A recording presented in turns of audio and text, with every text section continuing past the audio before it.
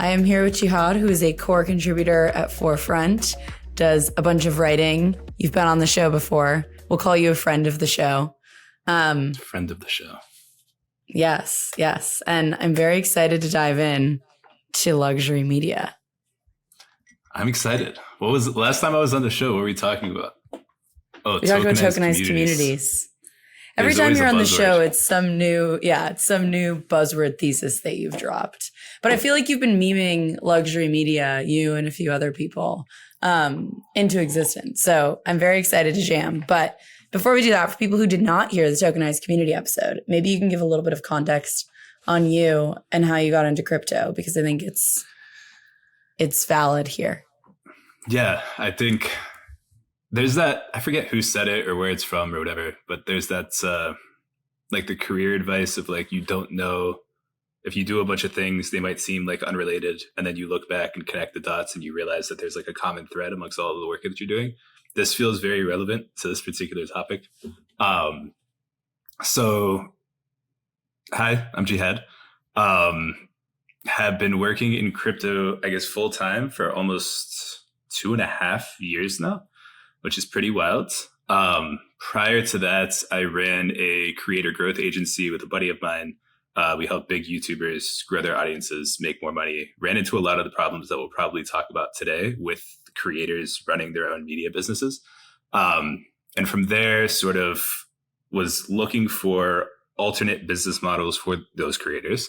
Came across NFTs and was like, wow, this is crazy. But had absolutely no idea how to explain it or what the right value prop was for creators at the time. And things were just super early. So they wanted absolutely nothing to do with this new obsession that I had. Fast forward to like 6 months later, company ends up getting acquired. I'm working at Syndicate Protocol, working on investment DAO tooling and infrastructure, but still working part-time with Forefront. And then later that year, transitioned full-time with Forefront, which I've been involved with for that full 2.5 years that I've been working on crypto, but I guess full-time with them for about a year now. Forefront is we'll call ourselves the home of tokenized communities.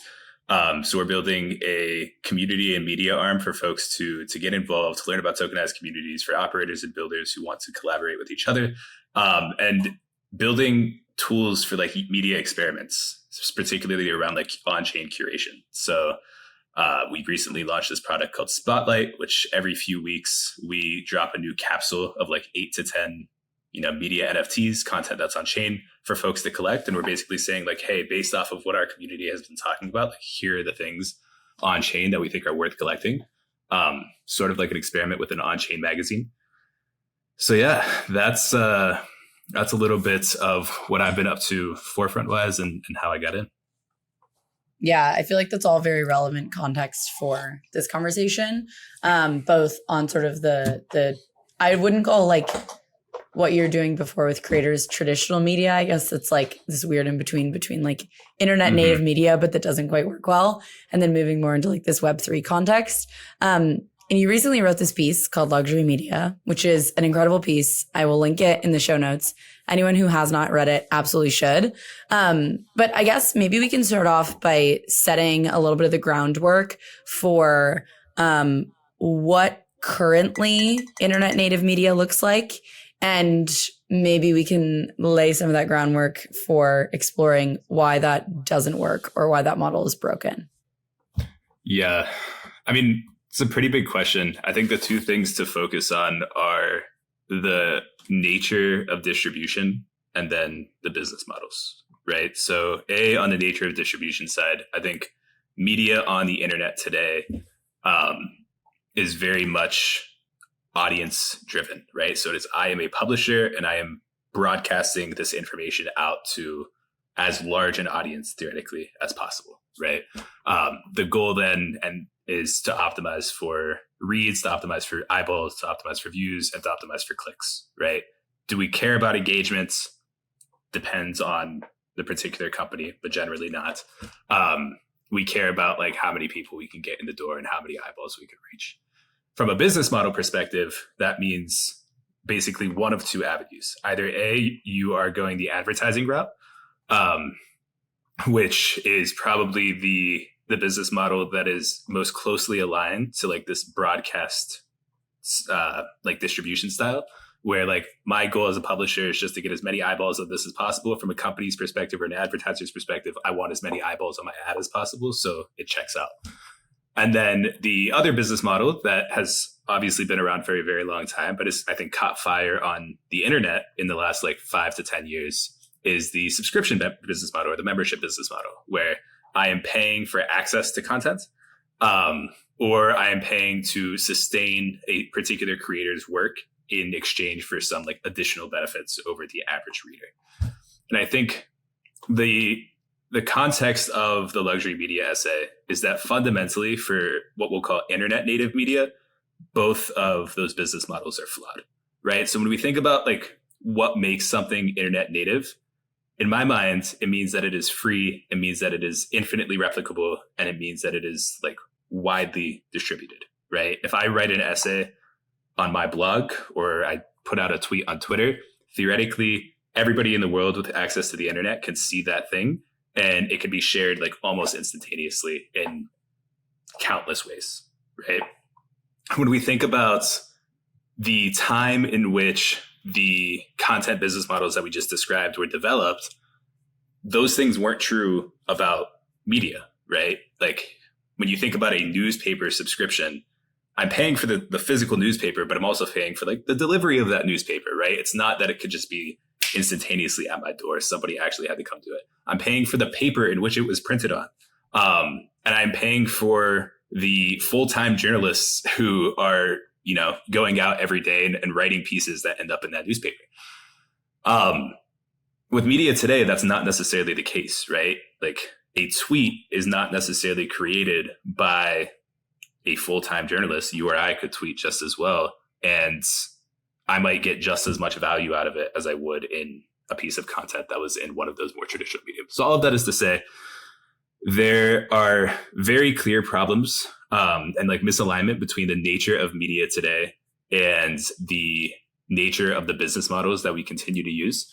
And the luxury media piece sort of came out of asking a question of what does a business model or an economic framework for internet native media look like if we're fully embracing the nature of what media looks like on the internet today, which we should definitely talk about. Like, what is the way that creators can sustain themselves and that the communities who are contributing to it can also sustain themselves?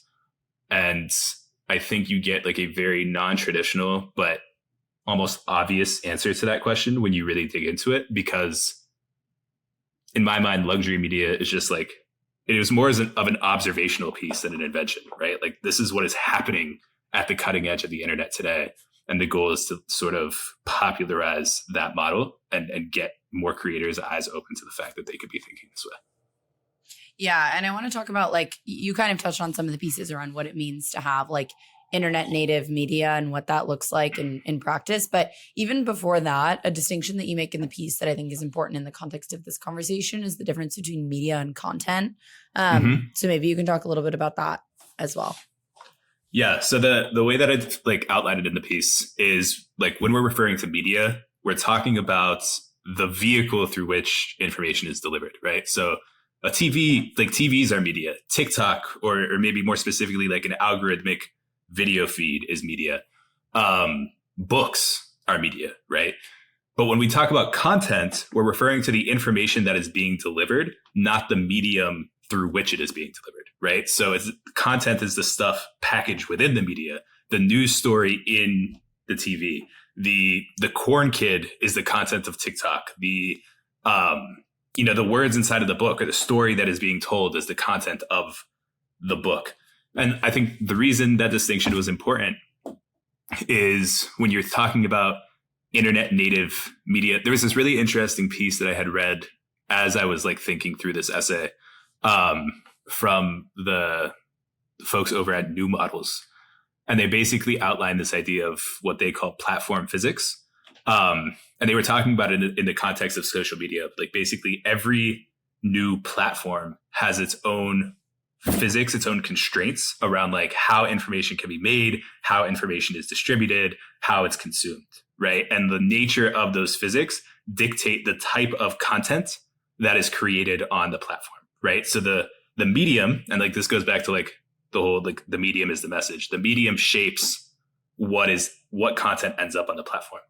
I think when you start thinking about media and content in that light, and you start to see that distinction, then if you say like, okay, what does media look like on the internet today? Like, what are the physics of the internet today? The physics of the internet are it makes content infinitely replicable. It makes it like frictionlessly created. It makes it instantly distributed.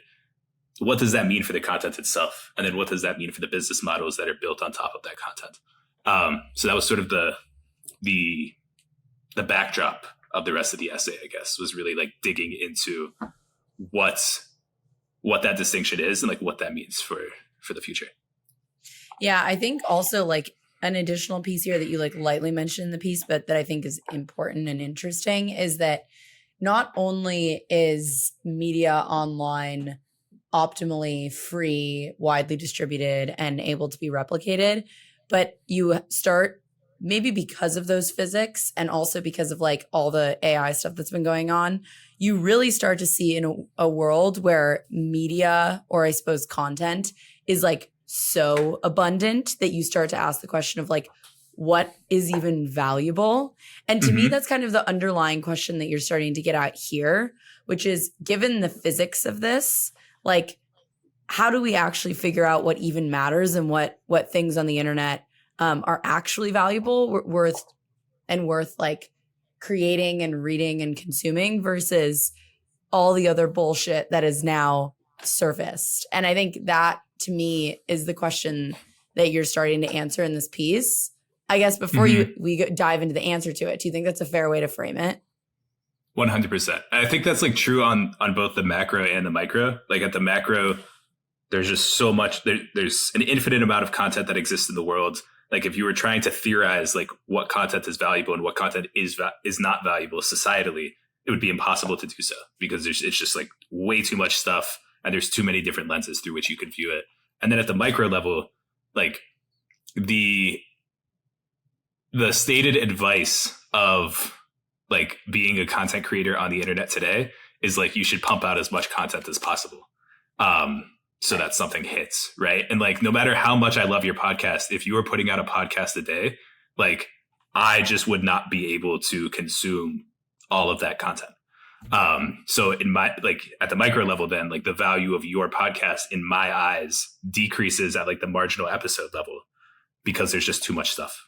Right. So I think it's true both ways. And as a result, like you need a business model that is grappling with the limited attention at both a societal level and an individual level of the people consuming it. Totally.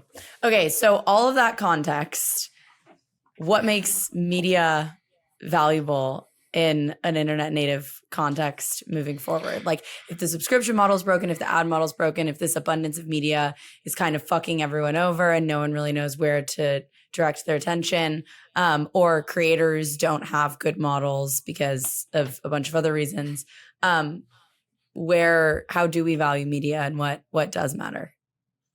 For sure. So going back to what we were just talking about around, there's tons of content out there. There's no real way to vet what is valuable and what is not valuable at like an absolute or objective level, right? And even if there was, it would just be insanely difficult for me to try to filter all of that content using that particular filter.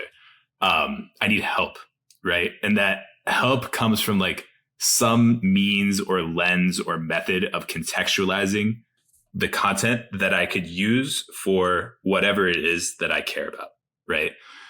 And I think the way that is happening, like I was thinking about this and I'm like, oh, this sounds like very amorphous. Like, what does that actually mean? But like when I think about the way that I have been consuming content on the internet for the last like couple of years now, it's been very community driven, right? Like if I see an essay published in the New York Times, I'm likely not going to read it by default.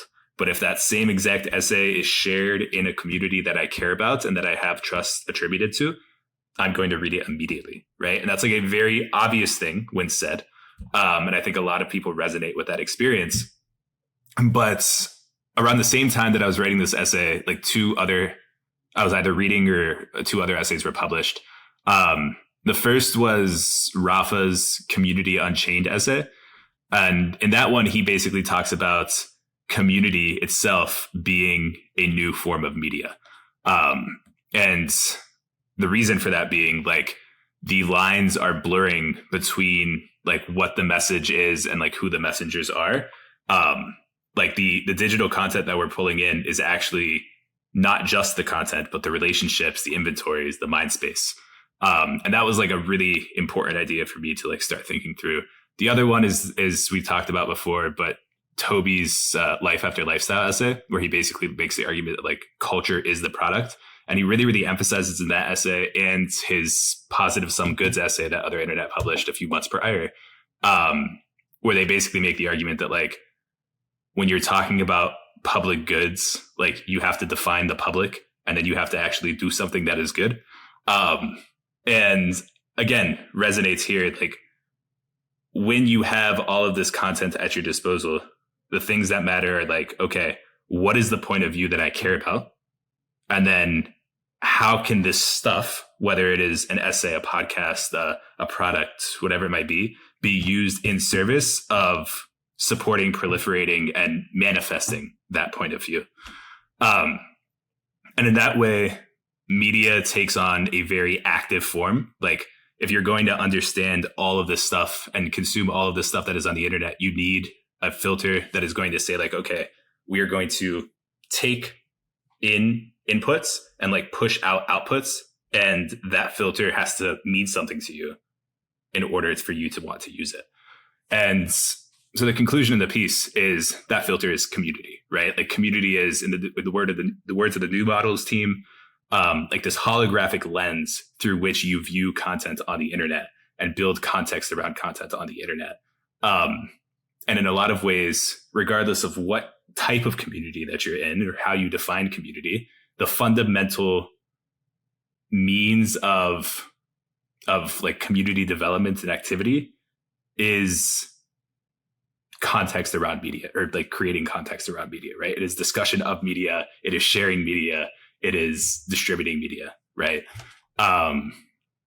So yeah, that's sort of how you land on this conclusion that community is internet native media, and thus we need to build a business model that accounts for that and not a business model that treats content as like the core product. Yeah. And I guess like a call out here that I think is interesting to make as well is like, this isn't a particularly new concept in the human story. I think the internet has not done a great job capturing the way that humans actually engage with one another around media. And like, I'll use an example, which is kind of a ridiculous one, but it's like Bible studies are communities around a piece of media who are dissecting, exploring, and creating like net new conclusions around and taking a very specific approach to a piece of media. Like there is this, I think, weird dynamic because of the physics of the internet that we haven't really been able to create like a Bible study-esque, actually effective in terms of business model, like, I don't really know. I wouldn't call it a platform, but like a dynamic. Yeah. Because of, I think, partially the way that creators have been held up as like it's solo entrepreneurs, basically, and like all these weird things. And so I really, really like this idea that the next wave of the way that we orient ourselves around media on the internet is actually going to be this like community-centric approach. And I think it much more appropriately reflects what humans actually do in real life or what they've been doing for thousands of years. But I guess like one question, and then I want to dive into like the luxury media label and what that actually means. But one question there is like, what do you think is changing about the internet that's enabling that? Like why wasn't this the case 10 years ago? Or why wasn't this something that has sort of come to fruition already? I think that's a great question. I love the Bible study analogy. We should get back to that. But what has changed about the internet?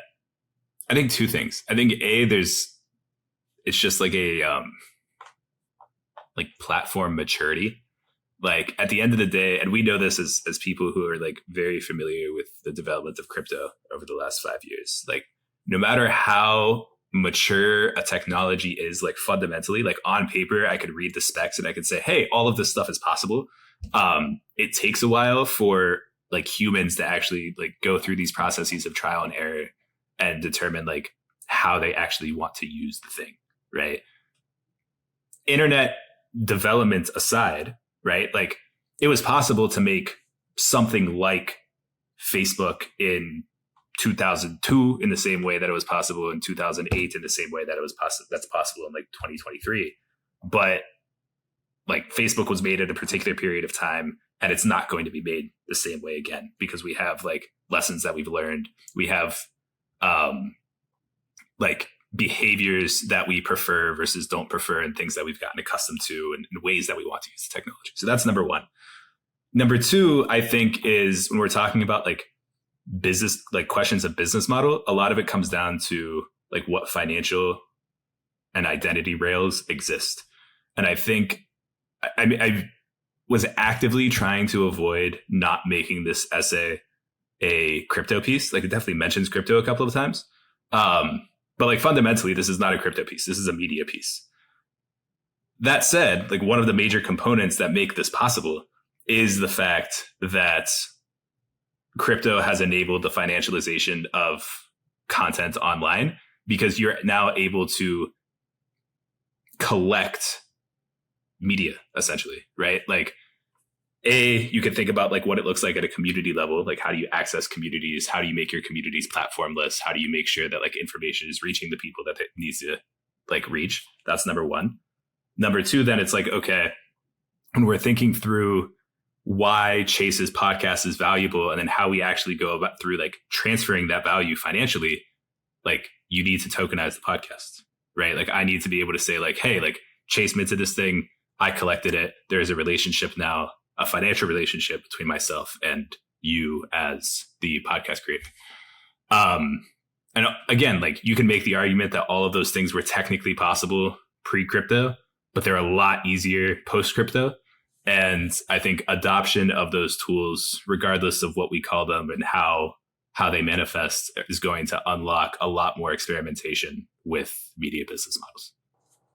Yeah. And I feel like as we get into this idea of luxury media and like what it looks like for communities to sort of filter content through a specific lens and proliferate a certain like POV, I think where things get interesting there as well is just that media up until this point has kind of been platform dependent. Like I think I feel like it's not often stated, or at least I'm not in the circles where this is stated, but like on-chain media is platformless media in theory. Getting into the nuances of that in practice there's an episode with Rafa on that, but like in practice, or I guess in theory, ideally it is platformless. And so that I think is also interesting in the context of what does it look like to be able to then unlock any type of community to engage with any type of media. Like the number of combinations then grows exponentially. And also the power of being able to curate that stuff without needing to be locked into a certain platform, like what we've seen with Reddit, is also very interesting. 100%. I think this guy, Tyler, who I hope to talk to very, very soon on a call, but put out a video, like a video essay about the nature of like platforms and platformlessness on the internet, like this past week. And he articulated it very well, I think, that the distinction here is not like, okay, like we could talk about like ownership of media and we could talk about what that means, but like fundamentally the distinction is like, I am now the publisher, not the platform, right? And the publishing aspect is really, really important, right? If I upload a video to YouTube, I still have the video file on my computer. If YouTube takes the video down, I still have the video file, but I cannot monetize that video anymore because YouTube took it down. I cannot distribute that video anymore because YouTube took it down. And I have to go through all of that work in order to do that. Whereas if I am the publisher and I actually own the content on chain, then I can monetize it in a variety of different ways. I'm not restricted to platform rules. I can distribute it in a variety of different ways. So I think it's the publishing aspect that like gives you that power. And I think that's what people are starting to play with. Yeah. Okay, so it feels like we have the problem space, which is that there's an abundance of media. The current monetization mechanisms don't really work with like the physics of the internet and the physics of platforms. Introducing this idea of actually being able to explore new types of media, which are much more community centric, potentially enabled by things like on-chain media, where you actually don't necessarily have to abide by the physics of one specific platform, which kind of creates like a new open space for how you might want to monetize media and what that might look like. And also creates this like potentially better reflection of how humans actually engage with one another and with media, which is like potentially the Bible study model.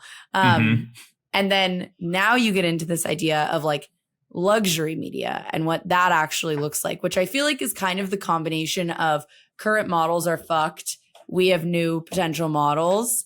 So can you talk about where luxury media came from and given sort of that problem space and current set of opportunities? Yeah. So it's interesting. I'll just tell this story because I think it's funny.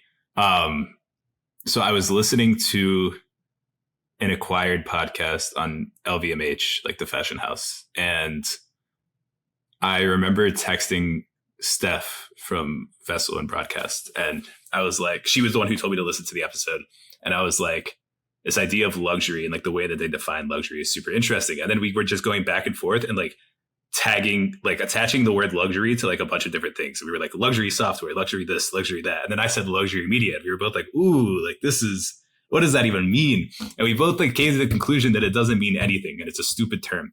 But then like 2 weeks later, I had a conversation with somebody and I just started like taking notes, and basically we started like going through this thesis of, okay, so content creation and distribution is tending to infinity. Like the physics of the internet make it so I should be able to like consume any content at any time that I want without it being restricted because information wants to be free.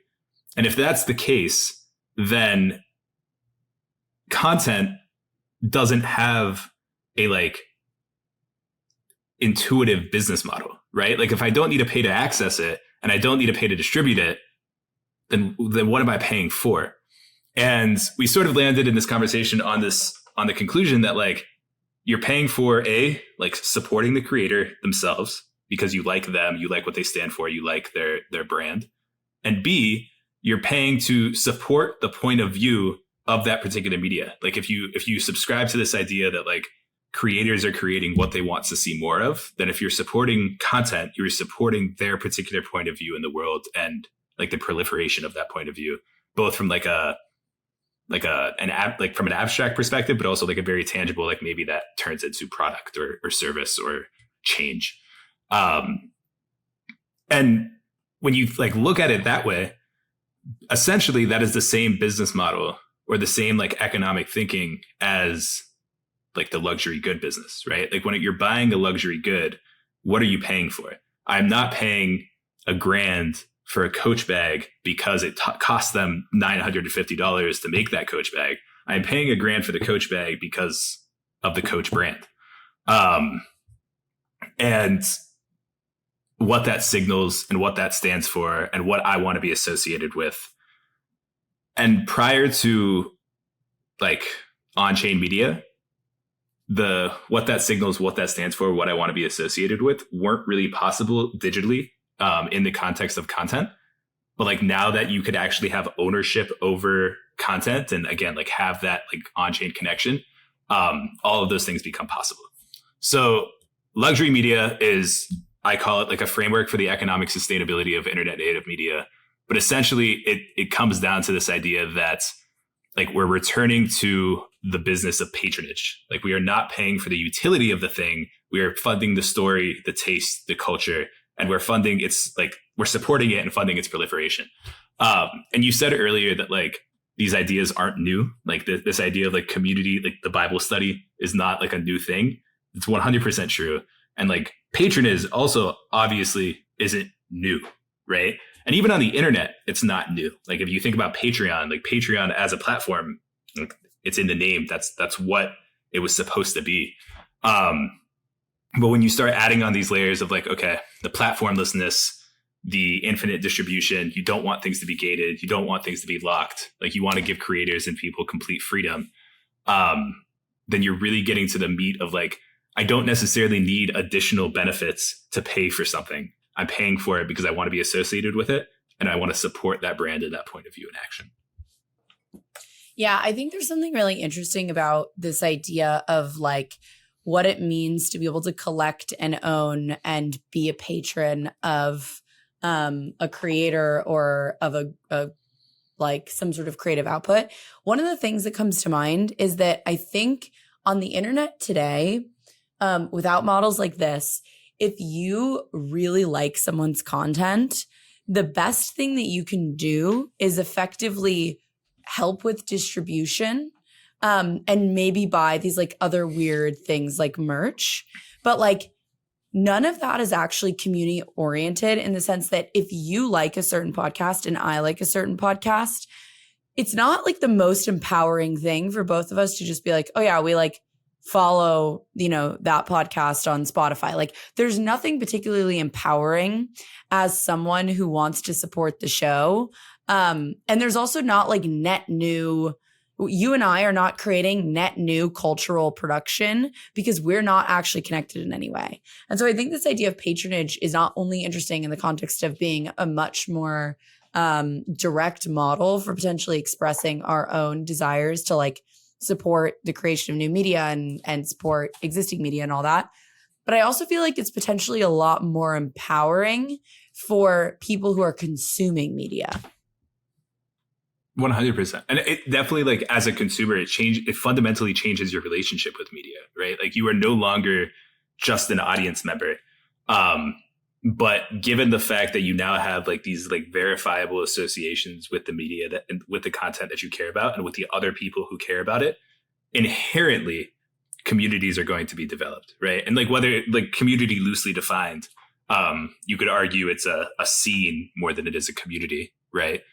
But whatever terminology you want to use, like there's a network developed, there's an association developed between you, the content, the creator, and the other people who care about that thing. And when you start to create some legibility around those things, a lot of fun stuff can happen, right? I think one of the more interesting things to think about is micropayments on the internet are seen as this thing that like has never worked. Like people have always tried like, oh, pay $1, you can get access to this New York Times article, and talk to any media exec and they will tell you like that's a flawed business model. There are a bunch of reasons that it doesn't work. And maybe this is naive, but I would argue that like there are two fundamental changes that make this, like if you look at patronage as essentially like an exercise in micropayments, like there are two reasons I think this, like it actually works today. The first being that you actually have like a verifiable relationship with the person that you're supporting and other people can see that you supported it. So patronage becomes a social game, which I think is a massive incentive for people to actually like change that behavior. And also B, our comfort level with like the digital world has increased exponentially over the last 5 years even. And I think, and also our comfort level for like paying for things digitally, crypto aside. And I think what that looks like is if you told me, like if you, Chase, were like, give me $10 a month to support the podcast, I'd do it because you're the homie. But I'd be much less incentivized to do that than if I listened to one of your podcast episodes, really, really, really, really enjoyed it. And I was like, let me collect this thing for $25, right? Economically, that is not a rational decision to make. But socially, that is the behavior that I would prefer. And I think it took a while for us, like just as internet folks, to like get to that point because a lot of things needed to develop. And I think a lot more things still need to develop, right? Like maybe me and you would like act on that behavior, but like my mom still want it. And it'll probably take her another 5 to 10 years before she does. But yeah. I mean, and I think you also make this point around this idea, and I think this goes back to like some of the whole platform physics and on-chain physics, basically creating a lot more space for net new types of behaviors. You also make the case in this piece, and I want to get into like the term luxury, but before we do that, like I think there's definitely a case to be made that when you unlock that type of behavior in a space that is platformless, you also allow us to become curators and like co-creators of things. And so I think the other interesting thing here along the lines of like looking at what on-chain media can actually do is just unlocking and kind of freeing people from the existing roles of creator or consumer and into a different, more ambiguous, but also much more open design space. 100%. And I think like the ambiguity is definitely a good thing. Like as somebody who's like very active in DAOs, like over the last couple of years, you know firsthand that like creating these rigid roles of member, contributor, core contributor, governor, like whatever it might be, like breaking people into working groups, whatever, like nobody wants that. Like nobody actually has fun in those environments. And it's because you are like, you're not only giving people real responsibility, but then you're also giving people this like additional perceived responsibility that scares them away and then they don't want to be active. Right. I think in the context of these like, you know, luxury media brands or communities, of which like I think Folklore from Rafa is like a really, really good, like quintessential example of like what this could look like. You have members who are like paying to be a part of the community, and then it's just like this, like these cultural norms that are created that members can curate, members can write, members can be commissioned, members can like, there are a bunch of things that members can do, but you don't have to do it. So if you want to like really blur your role as a member of the community, you totally can. There are avenues to do that. There are games that you could play. If you don't want to, you could still be a traditional audience member and reap that benefit from the community as well. So I think it's really about like opening up the doors, like what all these technologies do and what these frameworks do is open up the doors for people who were previously just audience members to become more than audience members. But you're not putting this responsibility on people to say like, hey, in order to step into this new world, you have to do X, Y, and Z now. And I think that's like much more palatable to the average consumer and a much more direct way of actually like onboarding folks. I hate that word, but into this world. So yeah, I think that's like a really big point of emphasis for me. Yeah. And I think the other interesting thing there is like, you know, zero structure is also not good. Ideally, you want, to your point, the ability to like create constraints around what people can do, but create enough flexibility that people can step in with their own level of engagement at any time. And I think what gets interesting there, and I think this kind of dovetails into like what you actually mean by luxury. But I think what that really means when you're putting these constraints in is you're creating physics for your community that are not reliant on the platform. So really you're shifting like where the physics are. So you could say in this specific Bible study group, this is how we engage with media. This is how we co-create media. Here is like your menu of options. And by defining that at the community level rather than on the platform level, where like you're not doing Bible study on Reddit because Reddit has all of these weird specific things that you have to abide by. And so you're kind of introducing physics at a different layer. To me, this gets into what you, I think, mean by luxury in this piece and what you mean when you say luxury media, which feels more like it's actually defining these like exclusive, highly curated sort of like niche communities than it is this like, you know, Louis Vuitton style. Culturally, everyone is going to be excluded except for these people. And so that will be how we define quote unquote luxury. Yeah. So I'm curious how that feels. 100%. I love what you just said about like, you're just changing where the physics are located. Like, yeah, that's facts. Like, imagine I want to create a community and I'm like, oh, we're going to create a community on Twitter. Well, that would suck because then everybody could only talk in like 280 character bits. And then you're like, wait, I want to talk in like long form. Well, then maybe you shouldn't use Twitter, right? But you only have so many options and each option has their own constraints that you're not choosing. Whereas a platformless community, you're basically taking the tools necessary to create the space and create the physics that are like most conducive to what your community is trying to accomplish. So I love that. From a, like, as far as like why the term luxury, two things. I think again, when you view it through the lens of like a luxury good, I genuinely believe that like this is the best word that we could use to describe this phenomenon, right? Like when we think about luxury in general, we do usually think about like, you know, a luxury hotel, a luxury bag, a luxury car. But when you think about like what does luxury mean, it's like the thing shouldn't, like fundamentally economically shouldn't be that expensive, but you're paying more for it because you're paying for the brand and you're paying for the status that it comes with and the signaling that it comes with, right? That also means that like for something really, really cheap, here's a great example is like I could pay for water, right? Maybe this bottle costs $1, but if I pay for Liquid Death, which is also just water, I'm paying for the brand and I might pay like $5 or $6, right? That's not egregiously expensive to the point where it's, you know, the vast majority of people in the world couldn't afford a $5 water bottle. They would probably be stupid to buy a $5 water bottle, but that's like a different story, right? So the point being that like we talk about luxury in terms of like these really, really, really expensive things, but really all it means is that like you're paying a premium, not for necessarily quality, but for brand, for story, for signaling, for purpose, right? And for association.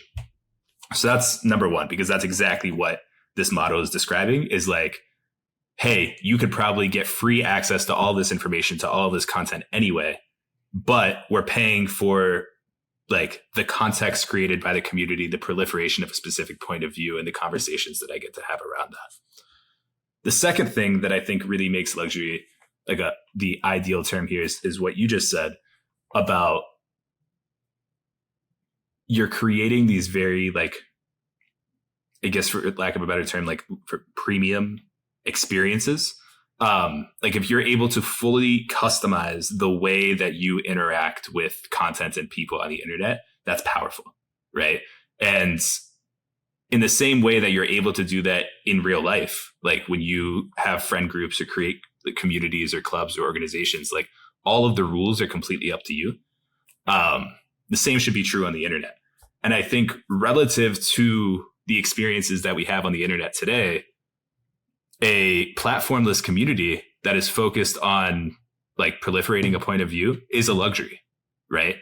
So I think there's like a very like pragmatic, practical reason that I think the definition or that I think the word matters. And that was the first thing. But I also think there's like a very intuitive reason as well. Like this is just different and better than and more premium than the experiences that exist on the internet today. That doesn't mean they're necessarily super exclusive or like, you know, walling out people who can't afford those experiences because they're not necessarily defined by wealth, but they are defined by you putting in some sort of value, financial or otherwise, in order to pay for that story, narrative, belonging, etc. Yeah, it's kind of interesting because weirdly, like another thing that comes to mind, if you take that model to the fullest degree, is that so everything on the internet becomes kind of bucketed in two different categories. One is luxury media and one is almost like public goods where it's accessible, it's non-excludable, like all of these different things. And I think in that way, luxury becomes redefined completely because it no longer means, to your point, that something is like totally out of reach. It actually just means that it is a specific and unique type of experience that, yeah, you're essentially in some way valuing as a premium on top of what it would otherwise be. And I think that becomes a really interesting model as well, because I feel like right now, one of the main like underlying problems that you got at in the beginning is just that we don't have a good way of valuing things on the internet. We don't really have a good way of understanding like what should we expect as a baseline and what are we willing to put more time, effort, money, whatever into.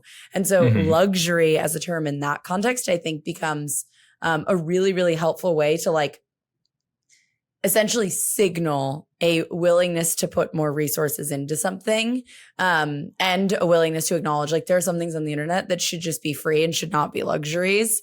And I don't even think we have like a good idea of what types of media right now on the internet fit in either of those categories, or even what types of platforms. Like whether or not Twitter should be a public good is a very interesting question. I think I was having a conversation about this with Karen actually this week. Like, yeah, by no means am I advocating that like all media should fall under this framework, right?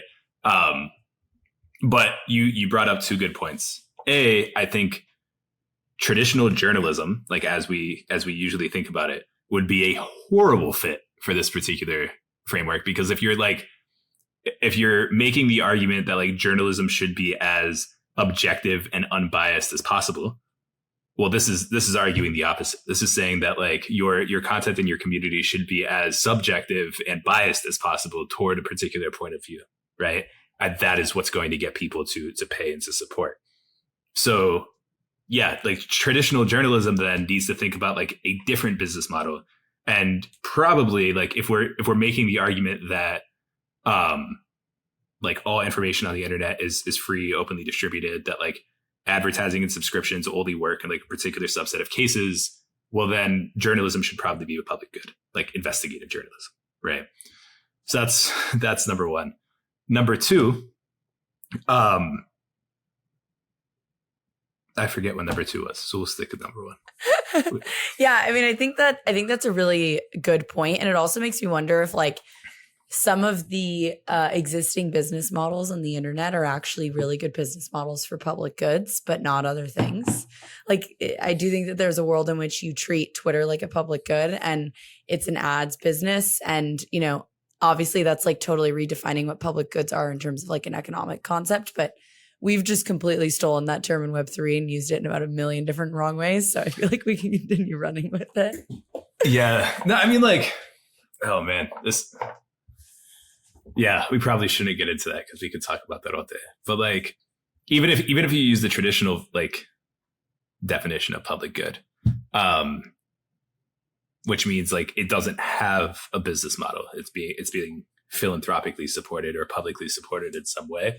Yeah, like something like Twitter probably should be a public good in the same way that like Farcaster, for example, or these other like Web3 social tools are like open protocols that technically are public goods, and then the businesses are built on top of the protocols, rather than being like the protocol itself. So I think in a world where like the monetization is happening again, like at the community and context level, or at the cultural production level, then there's plenty of money to be made there, and the protocols themselves can be open, public, and free. That's also like, I think this is an interesting conversation to get into as well. Like one of the big things that I've been thinking about is like, are luxury media businesses actually like good businesses? Like, are they just, I use the term like economically sustainable on purpose because like the only thing that I wanted to argue is that like they could sustain themselves, right? But I'm like increasingly starting to believe that they're actually really freaking good businesses, like that could be profitable. They're just not going to be, you know, venture scale, right? Like I have no doubt that something like Folklore, again, to use that example, could be generating, you know, 7 figures in revenue in 5 years from now with like thousands of members. To me, that's a really good business. Especially given that like the margins are very, very low because like the nature of these things don't require you to have like a bunch of people on staff, right? Because to your point, like members can like step up and be contributors and get paid for that work and what have you. However, if I told you this media business is only going to make $1 million a year, a VC wouldn't touch that with a 10-foot pole. So there's this really interesting like space in the middle where just like we say that like creator-led businesses can be very, very niche and good for like an indie creator, I think these like community-led like luxury media businesses could be very good businesses, both for the founders, the contributors, and just like to sustain it over time to make sure that that point of view is continuing to be supported. But it's going to require like a different framework to like get it off the ground. This is like something that I find fascinating in general, which is just that I think that we, particularly in Web3, but I think actually in internet native businesses, period, over index on VC funding as a mechanism. And I think we do not have appropriate sources for funding that actually match the size of businesses that most people end up creating. Which is like, I don't know if we're going to have, small to medium sized business loan type of things emerging. I would imagine we need a lot more data on whether or not these are economically sustainable businesses and if they actually can even go beyond that and be wildly profitable, even if their margins are you could have high margins, but because you're not doing a ton of output to the point about like quality and whatever, you might not make, to your point, like 10 or 100x returns like a VC wants.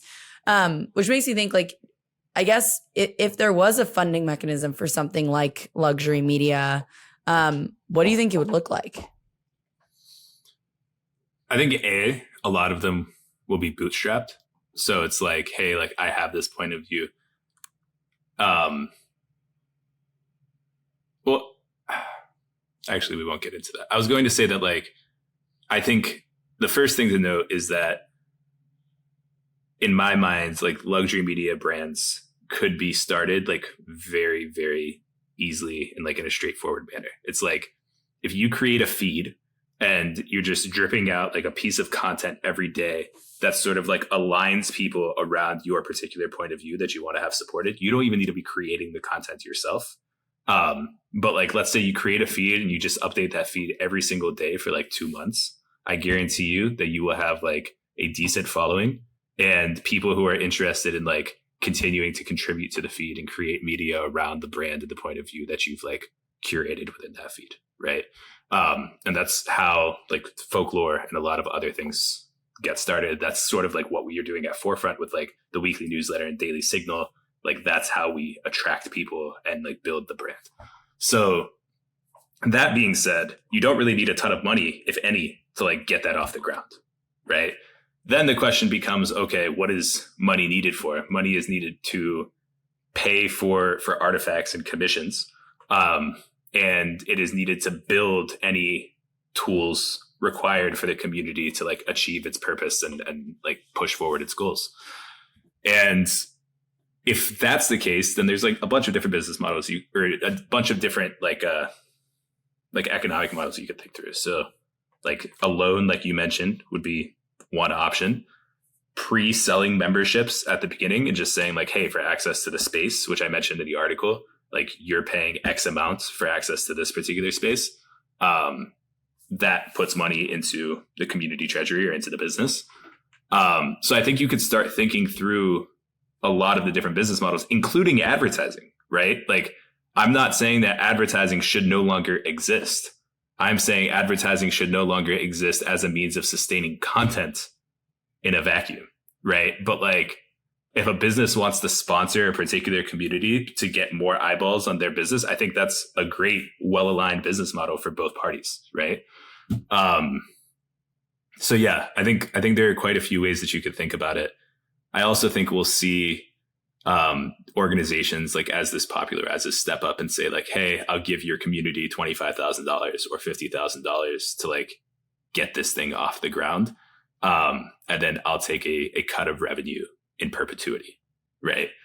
Again, that's in my mind like much less aggressive and like more aligned than VC funding because you're not forcing the community to like reach a particular outcome. You're just asking them to be economically sustainable, which I think any community would want to be anyway. I mean, it's a big ask in crypto. So. But hopefully we'll get there. I don't know. Well, I certainly hope that is true.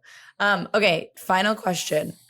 If you had it your way and, you know, things play out as you expect them to, what does a world with an abundance of luxury media look like? Oh, man, this is a good question. I think if this thesis plays out the way that I expect it to, you as I'll approach it from like the reader and the creator perspective, the consumer and the creator perspective. I think you won't see, I think you will see an abundance of like personal blogs, right? And I think the reason that I start there is because each of these like luxury media publications or luxury media brands are going to demand like more content that aligns with the particular point of view of the community and like contextualizes the community. And that's like a much lower lift because it is a very direct ask for a member of the community to write something for their community rather than saying like, hey, just start a blog, right? So I think there's going to be a lot more production, which is counterintuitive because the whole thesis is around like, hey, there's already infinite content, like we need to do something about it. I think there's going to be a lot more production that is not meant for like wide distribution, but is meant for like contextualization and enjoyment from like the particular community that you're involved in. And I think that's really exciting because then the line between creator and consumer is completely blurred. Like everybody is creating something. And it's a matter of like, you have basically creator members and creator stewards, right? People who are just like supporting the community and the point of view, and people who are like actively pushing it forward and trying to steer the ship. And then I think the second thing is you're going to see like the fall of the town square. Like, I think we already see this with Threads launching like this week. Like, Twitter isn't going to matter as much as a distribution method because when you reach the point where like, okay, I have 5,000 or 10,000 members in my community and it is self-sustaining and we are reaching the people that we want to reach and we own our own distribution and we own our own content and our own publishing, the social media platforms like as they currently exist today matter a lot less. So this whole thesis of like cozy web that we've been talking about for a very long time, I think actually like manifests itself because the economics are now there for us to like retreat into our cozy web. Whereas before we all had to come out of the cave if we wanted to sustain ourselves. Interesting. Do you think as just a quick follow-up on that, like how do you think people are going to find these communities? Do you think like there will be an element where I kind of think that with scenes, especially somewhere like New York, part of the reason that they can be so rich is because it is not easy to discover them. Mm-hmm. And there's like a certain amount of friction. That does make me wonder as we like retreat into our caves, if we're going to see something similar with luxury media and these like more intimate cozy web type of communities. I mean, that kind of already exists to some degree, but. Yeah. And I would say that's 100% true. I'm curious, I'll flip the question back to you. Like, as somebody who read the essay, we had this conversation. Like, obviously, we've had conversations privately about this as well. Like, how do you see this fitting within your own practice as a creator? And like, what parts of this resonate versus don't? I think that the notion of like luxury media is very appealing from the perspective of almost like relief of not having to grow at a rate that seems unsustainable or not even having to like strive towards that. Like, I think it's a really interesting mental model for a different type of way of orienting yourself around media. I think that's really appealing. I think that the challenge comes in when you think about the overhead of aligning different stakeholders in the creation and consumption of media.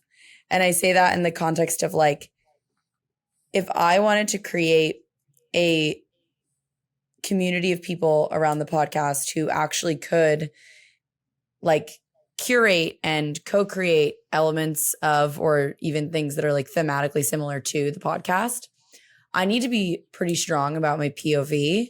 And that's like a significant amount of overhead and kind of a lack of flexibility, which is not a bad thing. And I think can become something really incredible if you invest the time and energy into it. I think moving from being someone who's like more independent and creating towards a luxury media business seems daunting for those reasons. But I think it's just as daunting to push forward on a media company or on a any sort of like consistent creation of media by yourself. So it's like, it's just about when you invest time and energy into something. Yeah. I think it's interesting that you worded it that way, because that's exactly how I'm thinking about it as well. Like this thesis does not depend on like decentralized content creation, right? Like Chase starting a luxury media business does not inherently mean that like other people are going to be contributing to the podcast. In fact, it would be a net negative if other people were contributing to the podcast, because like you said, like that point of view probably gets watered down. What happens instead, likely, if this like thesis were to play out, is like Chase has her podcast. The podcast acts as like the drip or the feed that is attracting people around your particular point of view. And then there is a level of like creation within the scene that is being created, in line with like that overarching point of view, of which the podcast is one part, right? So it's, in a lot of ways, I think you could describe what we're talking about as like a business model for scenes. Like, how do scenes economically sustain themselves? And I think that's a really interesting thought experiment. Yeah. And I don't think it's dissimilar to a lot of what Meta Label has put out around collectives of like a luxury media business is potentially a Meta Label or a collective of people coming together. I think luxury media feels like more of the shelling point. It's like the why people come versus necessarily like the how people do it, which is where I see luxury media and something like a Meta Label as being complementary.